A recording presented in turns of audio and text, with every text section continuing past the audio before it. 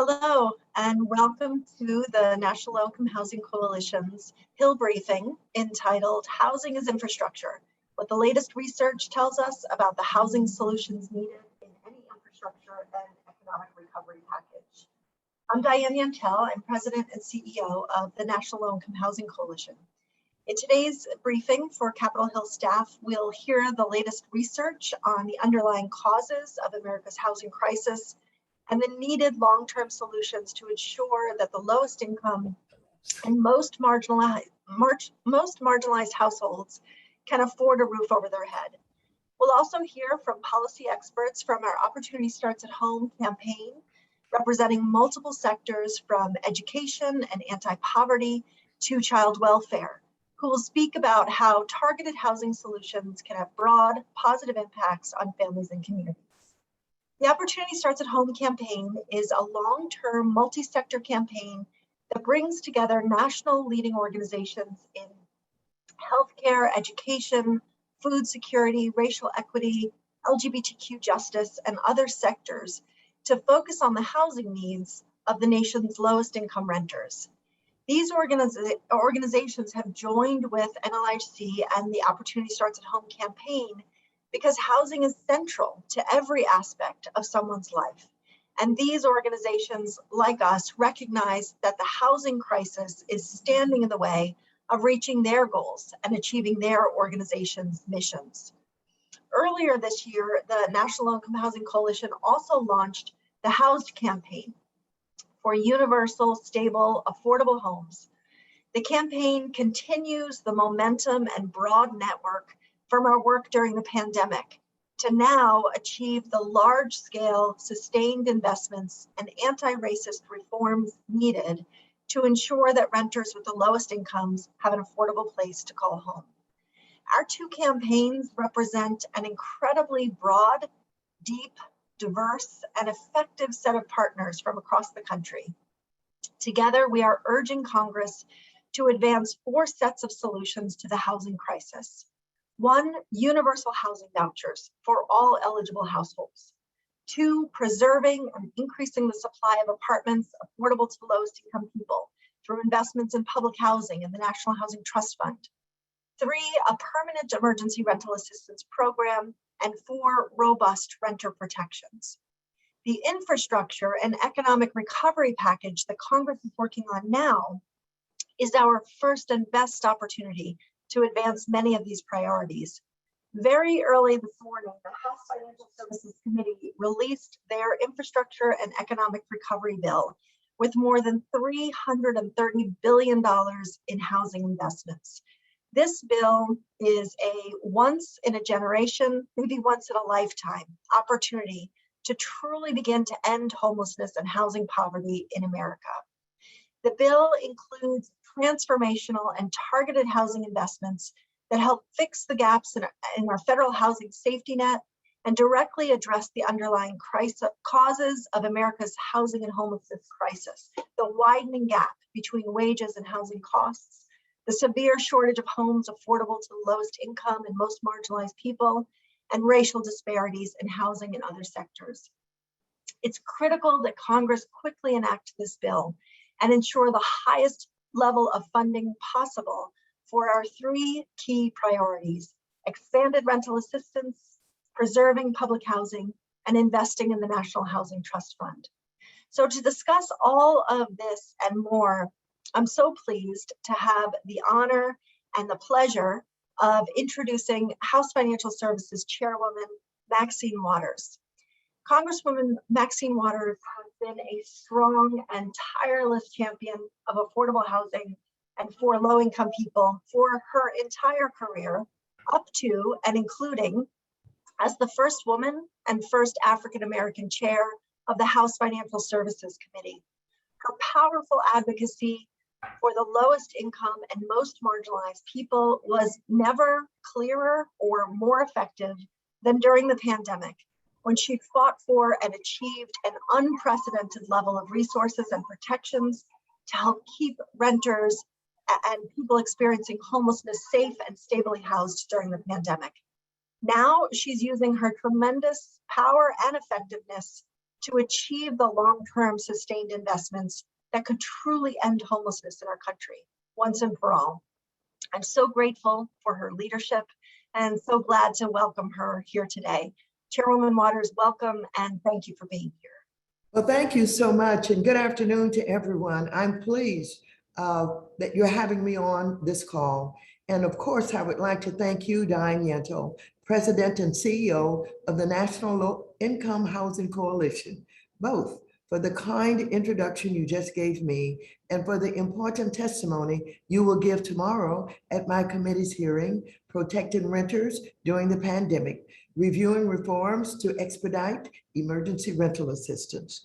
Tomorrow will be yet another example of the important work National Low Income Housing Coalition has undertaken for over 40 years on behalf of the nation's lowest income families.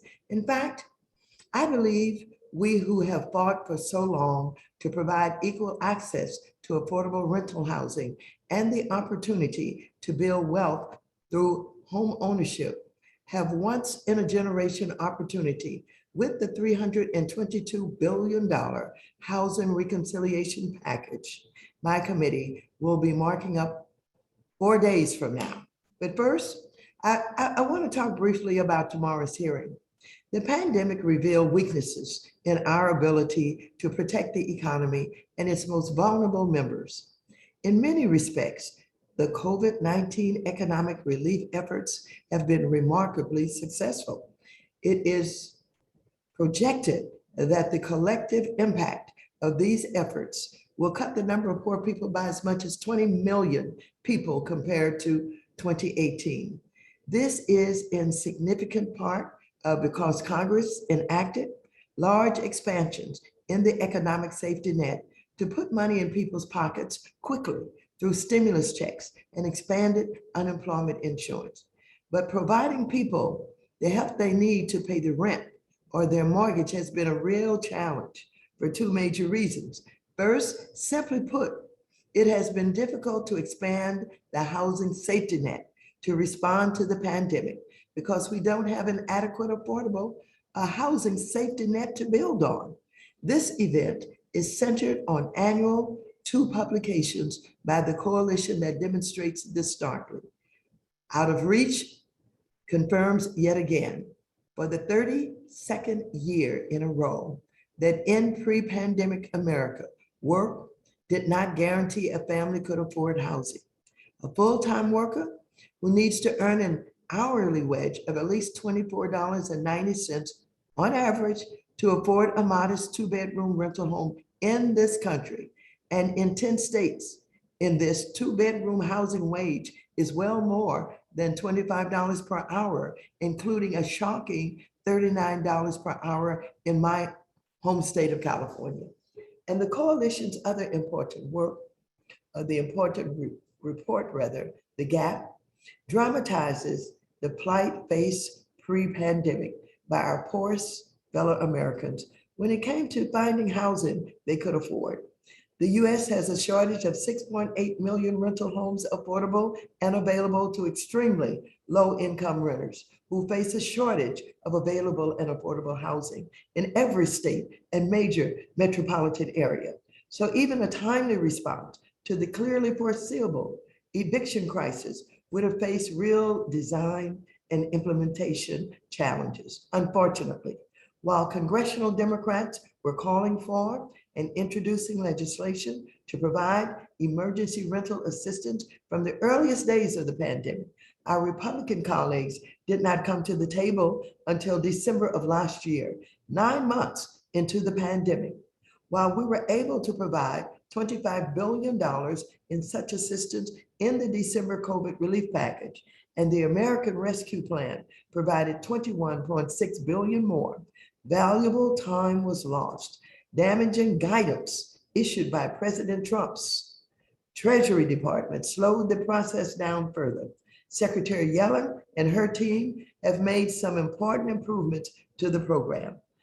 The pace of assistance delivered to tenants has increased, with 341,000 tenants assisted in July compared to $293,000 in June, and $157,000 in May.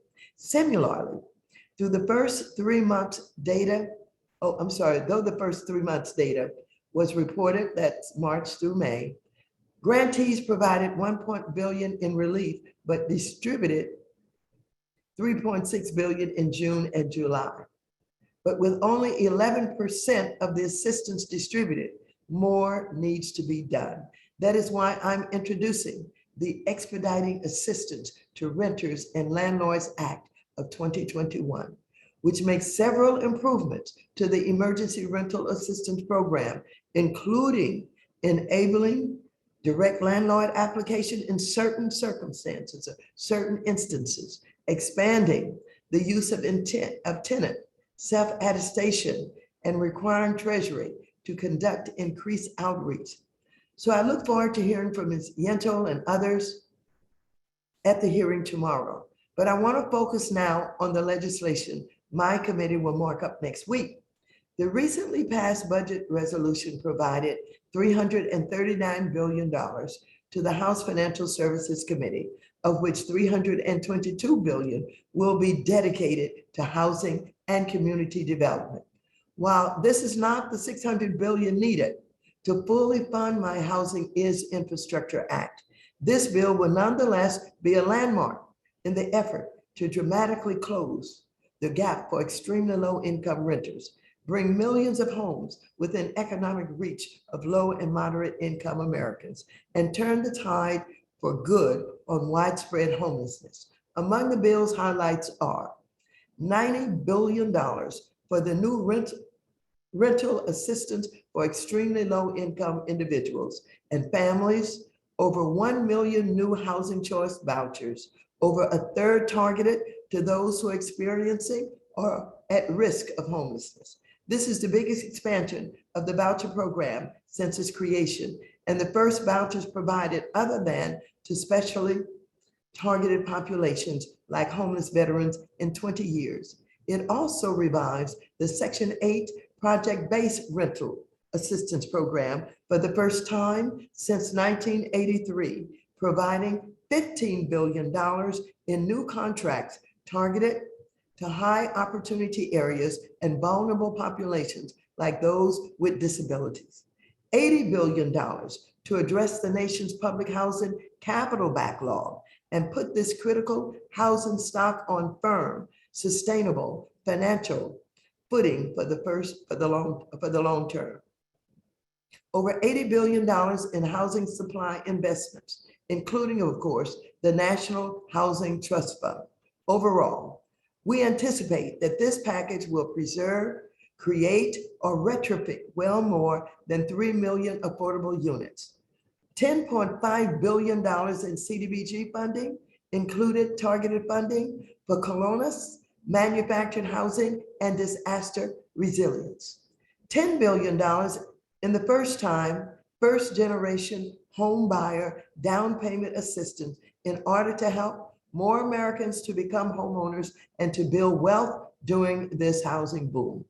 Finally, the bill invests billions in ensuring that these housing and community development resources drive sustainable, racial, and economically equitable growth.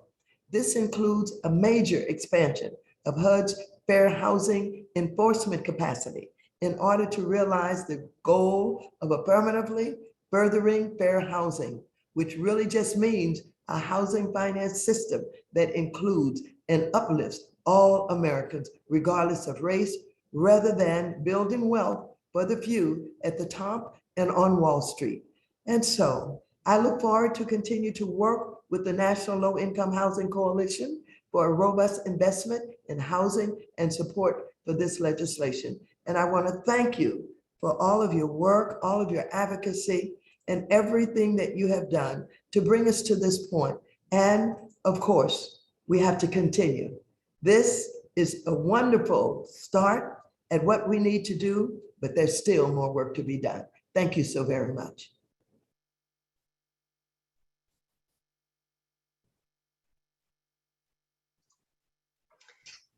Thank you so much, Congresswoman, for joining us today. It's a pleasure to be working with you on this legislation, and we look forward to making sure that we can get this across the finish line with your help.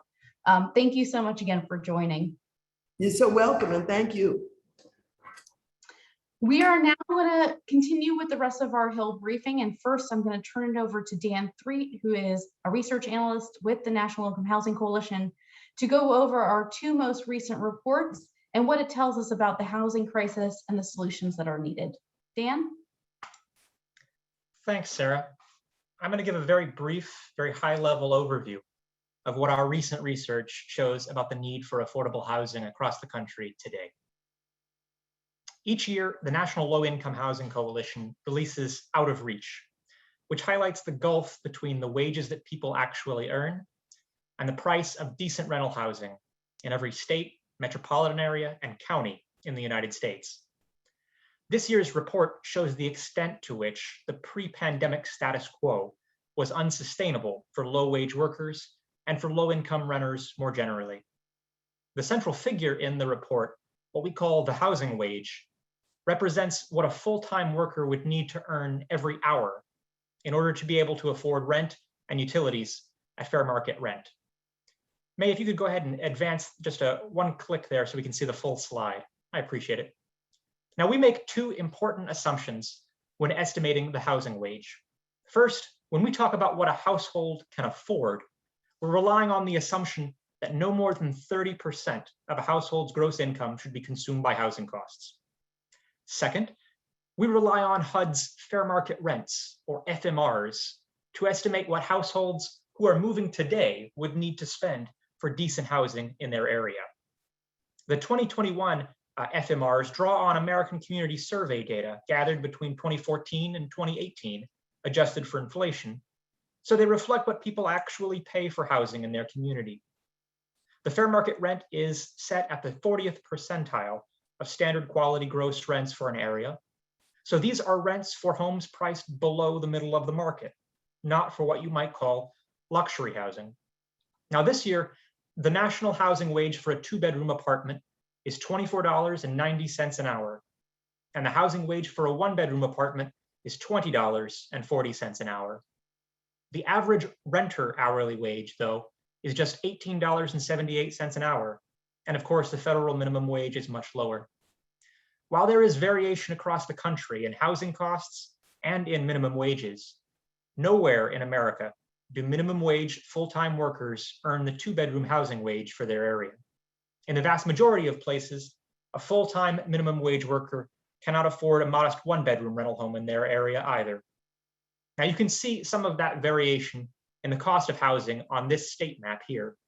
The two-bedroom housing wage ranges from $14.60 an hour in Arkansas up to $39.03 an hour in California. While in states with cheaper housing markets, one needs to earn less to afford a decent home. The actual wages earned in those states are generally correspondingly lower. In Mississippi, for instance, where one needs to earn $15.21 an hour to afford a two-bedroom rental home, the average renter's wage is just $12.23 an hour. So what matters here is not just the sheer cost of rent, but the shortfall between housing costs and wages. In the state-specific tables in our report and on our website, it's easy for you to calculate this shortfall for your own state. Now on this slide here, I want to show you a county level map that indicates how many hours a week a minimum wage worker must work to be able to afford a one-bedroom home. And this map already takes into account states and counties that have set minimum wages higher than the federal minimum wage of $7.25. There are a few things to note here. Now, first, I think you can spot some high-cost metro areas on the map. There are dense pockets of dark blue around, for example, Miami, Austin, San Francisco, New York City. In these areas, a minimum wage worker would need to work more than 80 hours every week, all year round, to be able to afford a one-bedroom apartment. But importantly, this is not just a problem for high-cost metros. The second thing I want you to note about this is the gradient on the right. Only in the lightest shade can a minimum wage worker afford a one-bedroom home while working one full-time job. Everywhere else, one job is not sufficient. In just 218 counties nationwide, can a minimum wage worker with a standard 40-hour work week afford a one-bedroom apartment at fair market rent? In other words, just to drive this home, in 93% of all counties, a full-time minimum wage worker cannot afford even a one-bedroom rental home. On average, a minimum wage worker needs to work 79 hours per week, all year round, to afford a one-bedroom. They would need to work 97 hours per week to afford a two-bedroom. Of course, many individuals and families would find it impossible to work those hours. Now, Out of Reach compares these housing wages to what workers across the country are actually earning, as you can see on this slide. Now, these occupational wage estimates showing the median hourly wage by occupation come from the Bureau of Labor Statistics. One notable finding in this year's report is that 11 of the 20 most common occupations have median hourly wages less than the national one or two-bedroom housing wage. Food and beverage serving workers make $11.87 an hour on average. Retail sales workers make $12.95. Home health aides earn $13.94. Even before the pandemic, these workers would struggle to pay their rent, and they have been disproportionately impacted over the course of the last year and a half. Now, on the next slide, you'll see the URL for our report's website, which is nlihc.org/OOR. On this website, you can find a copy of our report, as well as interactive tools that can help you identify the housing wages for homes of all sizes, minimum wages, mean renter wages in your area by state, county, metro, as well as occupational wage data. Now, Out of Reach shows how likely low-wage workers are to struggle to afford rental housing today. But to better understand the long-term structural housing affordability crisis across this country, I'd recommend turning to our other annual report, The Gap, which quantifies the shortage of rental homes for the lowest income renters and explains the causes of that shortage. Now, as you can see on the next slide, there are approximately 10.8 million extremely low income renter households in the US. That's about a fourth of all renter households. These households earn no more than 30% of their area's median income or the poverty guideline. And if you're wondering, the current income limit for a four-person extremely low income household in many states is as low as $26,500 a year. Now, nationally, there are 7.4 million rental homes that are affordable to them in theory, meaning they're priced at a level that the household could afford. So there is still an absolute shortage of affordable housing for these households. But it gets worse than that, because on the private market, of course, someone is free to occupy a home, even if it falls far below their budget threshold. So in practice, the lowest income renters are often in competition for these most affordable homes with higher income renters. Taking that into consideration then, nationally, there are only 4 million homes that are both affordable to extremely low income renters and actually available to them. That is, those homes are either vacant or not occupied by higher income renters. So we have a shortage of about 6.8 million homes for these renters. Every state and major metropolitan area and most counties have such a shortage. Now, on the slide that you're looking at here, you see another way of putting this. Another way to phrase this is to say that the number of rental homes that are affordable and available for every 100 households. There are only 37 affordable and available rental homes for every 100 extremely low income renter households. The shortage of affordable housing is primarily a shortage for these lowest income renters. And you can see that as we move up the income ladder, that shortage declines. Now, as a result of that shortage, as I'll explore on the next slide here, nearly 86% of extremely low income renters, over 9 million households, are housing cost burdened, forced to spend more than 30% of their income on rent. And more than 70% of these households are severely cost burdened, which means that they spend more than half of their income on rent. That has significant consequences for their ability to pay for other basic necessities and to maintain stable housing. Extremely low income renters account for nearly 3/4 of all severely cost burdened renters in this country. This is predominantly a problem for low income households. Now, no state has an adequate supply of rental housing for the lowest income renters, as shown by the map on the next slide. The supply ranges from 20 affordable and available rental homes for every 100 extremely low income renter households in Nevada, up to 61 in Wyoming and Mississippi.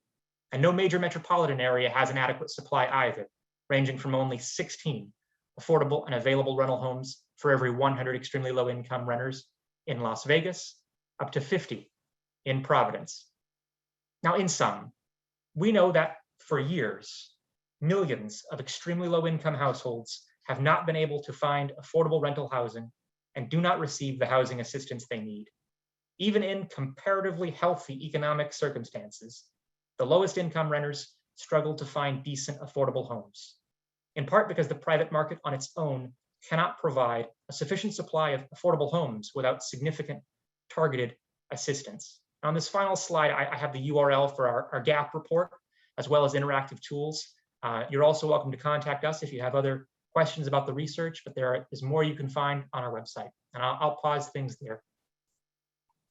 Thanks, Dan, so much. I appreciate that. We're going to hold all questions until the end of the briefing, so feel free to enter questions in the Q&A box. I want to build on what Dan has shared with us to talk a little bit about why it is that we're focused on our top 3 priorities for this infrastructure bill, which were rental assistance, public housing funds, and housing trust fund dollars.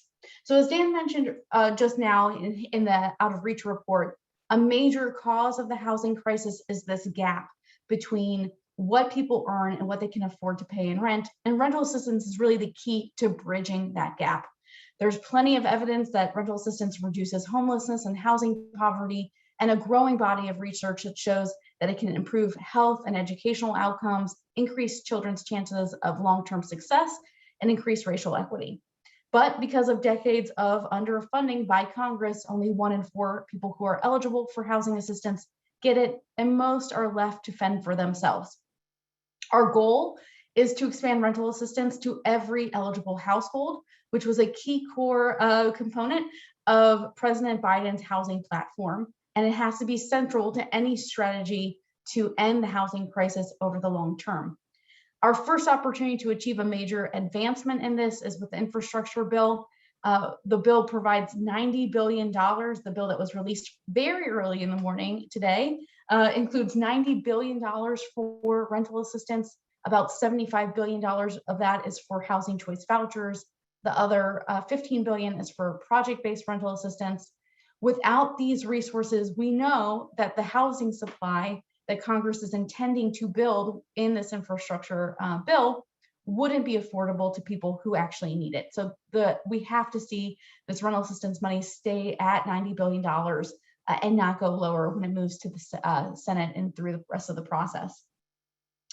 I also want to build on Dan's point about our gap report and what it shows about the shortage of affordable housing and what that means for housing solutions in this infrastructure bill.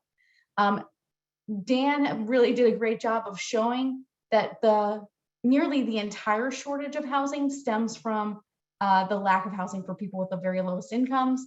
That is due to a market failure where the private sector just cannot on its own build housing and maintain it in a way that's affordable for people with the lowest incomes unless there are federal dollars.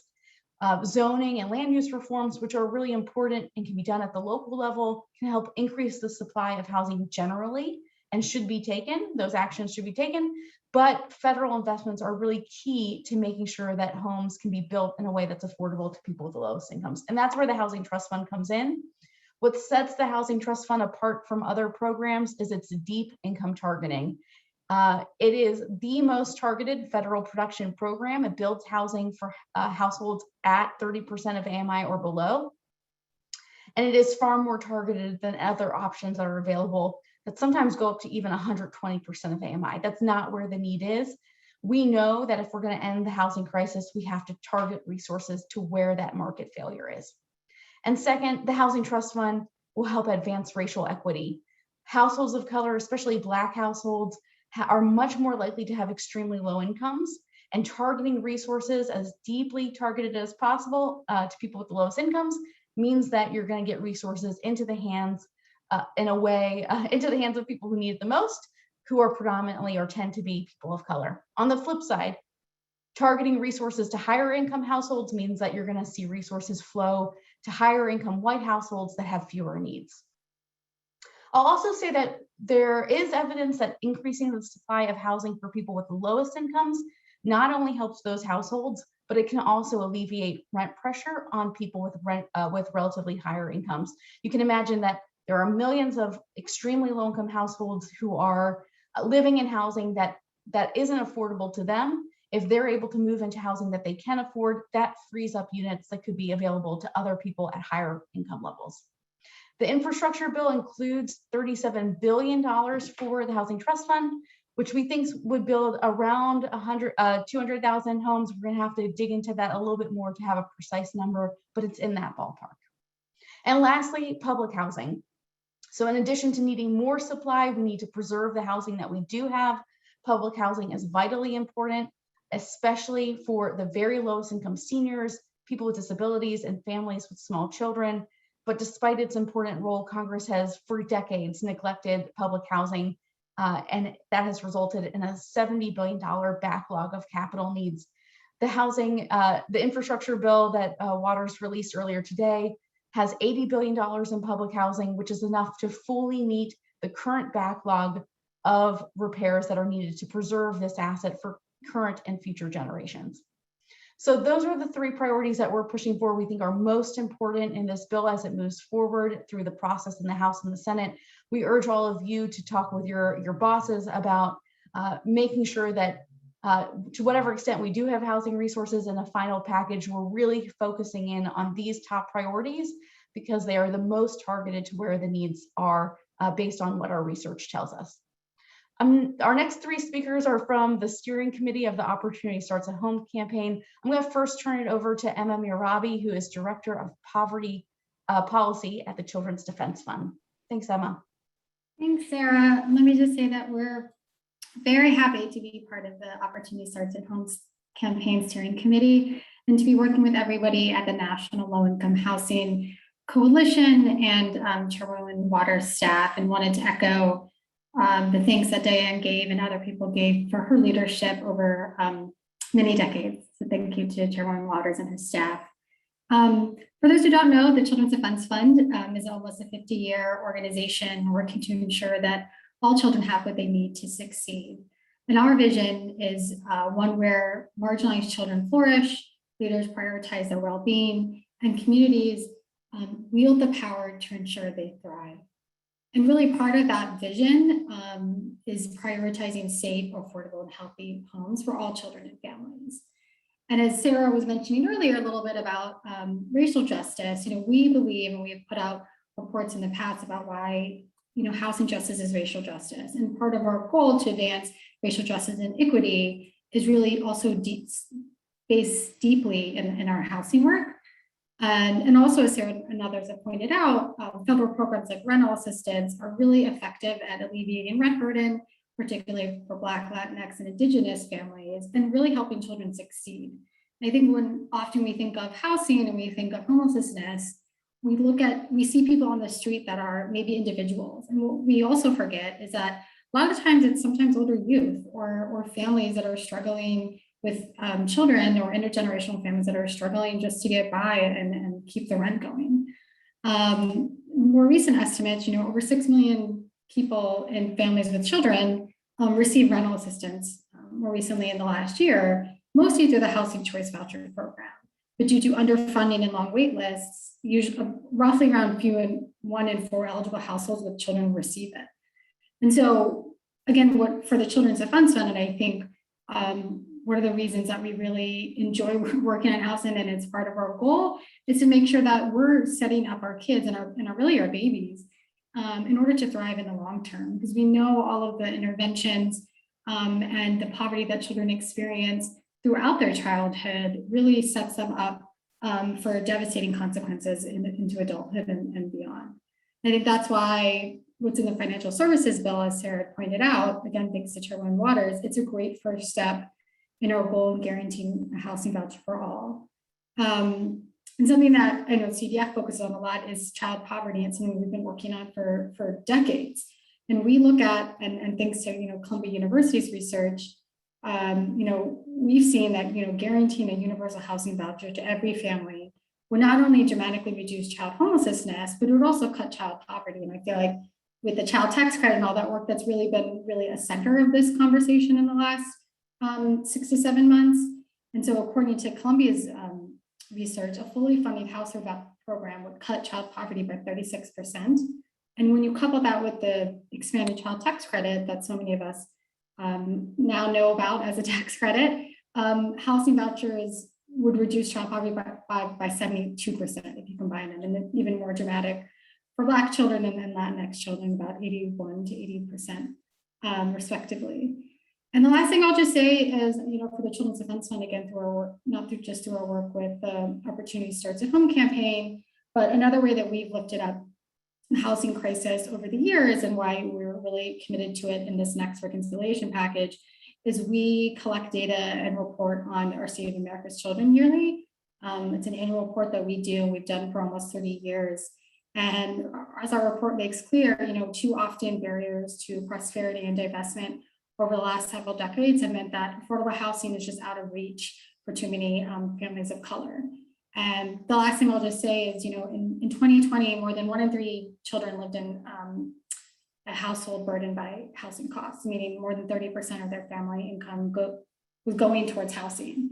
And 61% of children in low-income households are rent burdened. And so I think, again, when you think of housing, we think of it as how are we supporting children and families. And we're really want to echo, again, what Sarah said, and making sure that, what's in the financial services bill is kept throughout the package and in the Build Back Better package. And we see them succeed, and we see this as a really great step towards our goal of universal housing for everybody. So thank you, Sarah. Yeah, thanks so much, Emma. It's been great working with you on the Opportunity Starts at Home campaign and bringing that voice of child welfare to the conversation here. We're going to hold off on questions until the end. Feel free to enter your questions into the Q&A box and we'll get to them. Our next speaker is Curtis Johnson Jr. He's the Vice President of Housing Strategies with Catholic Charities. I'm going to turn it over to you, Curtis. Thank you, Sarah. Welcome, everybody. My name is Curtis Johnson. I'm Vice President of Housing Strategy with Catholic Charities USA, also known as CCUSA. CCUSA supports 167 Catholic Charities member agencies across the nation in their efforts to reduce poverty and help those most vulnerable through advocacy, disaster relief, and other services. CCUSA, a member of the National Housing Coalition, was pleased to join the Opportunity Starts at Home Multi-Sector Affordable Housing Campaign Steering Committee because we know successful anti-poverty work is multifaceted with many partners. CCUSA member agencies participate directly and indirectly with just about all of the industries, trades, businesses, and disciplines and service sectors engaged in the Opportunity Starts at Home Affordable Housing Campaign.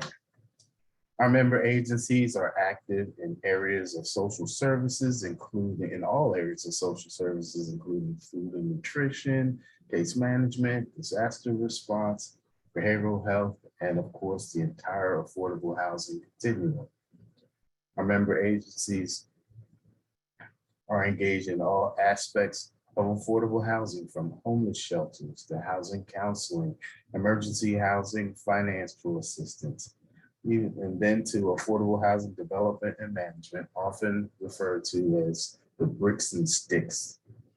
One of my roles is to work with our network to develop national strategies to finance real estate development of affordable housing projects and to rehabilitate and preserve older existing properties for many years in the future. In other words, we're working on the housing stock. Now, forgive me if I seem a bit biased. My experience is on the affordable housing development and preservation side of the business. But with that, I submit to you that without safe, decent, sanitary, and affordable housing, it's really difficult to imagine long-term sustainable success for those we serve in those other areas of their lives: health, education, economics, all those areas that define well-being. In fact, Catholic Charities typically focuses on those households with the lowest incomes and the greatest service needs. So our most recent annual survey reported that our network owned and operated over 38,000 affordable housing units, and we have more than 4,400 new units in the production pipeline. We recently helped nearly 180,000 people access stable and affordable housing and provided homeless services to over 400,000 individuals. Now, as proud of that work as we are, our survey also revealed an unduplicated combined wait list of nearly 73,000 applicants. Just unheard of. But be not dismayed. Our Healthy Housing Initiative is an example of Opportunity Starts at Home's multi-sector solutions approach to affordable housing. Healthy housing combines the social service and housing development skills of Catholic Charities with the medical expertise of Catholic Health to solve chronic homelessness. Healthy Housing is a 5-year pilot in Detroit, Las Vegas, Portland, Oregon, St. Louis, and Spokane. In fact, we launched it in January 2020 at an Opportunity Starts at Home event at the National Press Club. And despite the pandemic, our Healthy Housing Initiative still provided primary health care and service-enriched permanent supportive housing to 176 chronically homeless persons in 2020. So let me conclude by saying CCUSA supports the 3 major Opportunity Starts at Home infrastructure priorities. 1, $90 billion for rental assistance. Well, we support that because so many of our Catholic Charities clients need rental assistance to fully actualize the other services and programs offered. Moreover, we're especially excited about the project-based vouchers that are a critical tool for our project development work because they make projects affordable to very low-income households. Second priority, $80 billion for public housing. Well, this is a no-brainer for us. Many of our agencies provide services and work closely with local PHAs and their tenants because, after all, we serve similar populations. In fact, a number of our agencies have partnered with local public housing authorities on successful affordable housing projects, and they continue to do so. And finally, $37 billion for the Housing Trust Fund. This is really exciting news for our member agencies and our Healthy Housing Initiative because it targets resources for housing, unit development, and preservation to households with the lowest incomes. That's a place where just it's a big focus for us, those lowest incomes.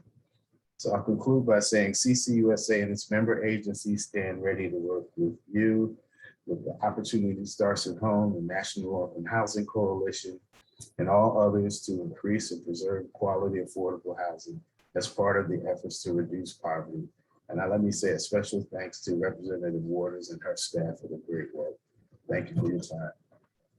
Thank you, Curtis, so much. That was a really great in-depth look at all of those 3 priorities and how exactly they work for you and your partners on the ground. Really appreciate you joining us.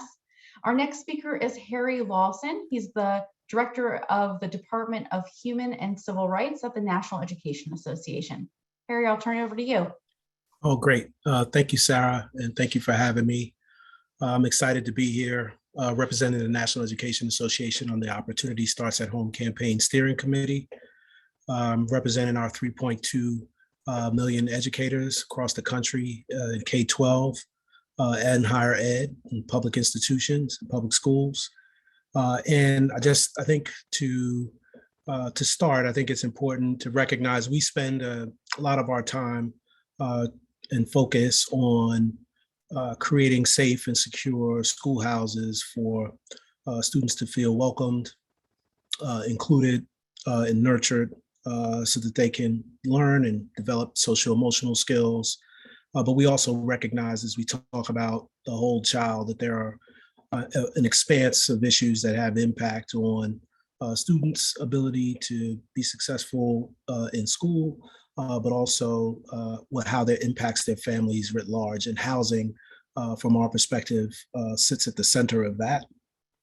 We know that foundational, when we talk about a whole child education, that we know that there are some foundational pieces related to safety and security, and it's usually referred to as shelter, but having a safe and secure home, an affordable home, does have impact on what we're able to do in schools and on campuses.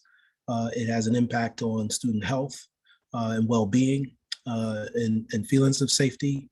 And so we know critically how important this bill will be to creating opportunities for students to have housing security. And we know that, that it also has impact on our members. And so while we focus a lot of our attention and are definitely student-centered, we also know that we have educators, particularly in food service, bus drivers, and some of the other professions in the education system that also are having housing challenges.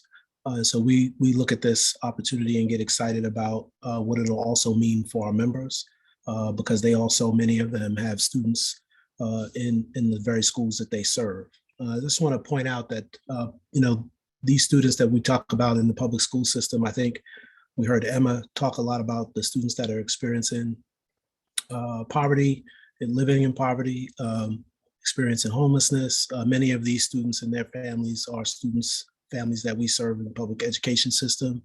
And I think a lot of the organizations that Curtis talked about that meet the needs of folks on the ground and in communities, again, in the education sector, we are serving those students and families as well. And so for us, being a part of this agenda, trying to advance both increasing the stock, but also really targeting to the needs of people at the lowest income levels, particularly as you heard from Dan, as wages still remain stagnant and not able to meet the needs based on the data that he presented, how important housing is. And it's at the core of what we do in education, because without that safe and secure and affordable housing, there are so many things that happen before young people ever step foot in the schoolhouse that have impact on our ability to provide a whole child education. And so, we've been serving on the steering committee, and we know that this is like I said, this is a real opportunity for this labor union to have impact outside of the schoolhouse going forward. So. Thank you, Harry. I appreciate that. We're going to open it now up to questions from the audience. If you can put your questions into the Q&A box. We're going to prioritize answering questions from Hill staff because we know that you're trying to bring this information back to your bosses as they work on the infrastructure bill and prepare to vote for it. So feel free to answer put in some questions in the Q&A box. I'll start with a question from Jarrett about how many rental assistance vouchers we think will be served at the $75 billion that's included in the bill. So just to clarify, there's $90 billion overall in the draft bill that was released today for rental assistance. $75 billion of that is for housing choice vouchers. $15 billion is for project-based rental assistance. Both are incredibly important. Our partners at the Center on Budget and Policy Priorities estimates that up to 1 million households could be served just through this investment. And they can be lifted out of poverty and their housing can be made more affordable. So it's a huge opportunity to make big strides in terms of addressing housing affordability. Any other questions that folks might have? Feel free to enter into the Q&A box. And in the meantime, I'll just close with reminding you about why it is that we're so focused on these 3 priorities: rental assistance, public housing, and housing trust fund. These are the 3 tools that are best targeted to the underlying causes of the housing crisis, as outlined in the reports that we shared earlier, our Out of Reach report and our gap report. Those causes are the widening gap between wages and housing costs, and the severe shortage of housing that's nearly entirely focused on people with the very lowest incomes. These three resources are proven solutions. There is a lot of evidence that they work at addressing those underlying causes and helping to eliminate housing poverty and homelessness. We hope that you will take that message to your bosses as they are working on these bills and helping to enact them. And we are here and stand ready to make sure that we're doing everything we can to make that a reality. So I want to thank you all for joining with us. I don't see any other questions other than a question about the recording. We will make that available and we can share that with everybody who registered for the Hill briefing. And thank you so much. I'll give you 9 minutes back of your time. Oh, sorry. Jayapal's office is asking, can we clarify the name of the bill and its three priorities? I'm not sure about the name. It was just introduced today. It is, or released today. It is being marked up on the 13th in the House Financial Services Committee. And our top three priorities are rental assistance, public housing, and the Housing Trust Fund. Those programs are funded at $90 billion for rental assistance, $80 billion for public housing, and $37 billion for the Housing Trust Fund. And as the bill moves through the Congress and is put into an infrastructure and economic recovery bill, we want to see those numbers remain as high as possible and stay really the core part of Waters' vision for housing in this infrastructure bill. Okay, thanks everybody. I'll give you a couple minutes left of your time. Thank you for joining with us.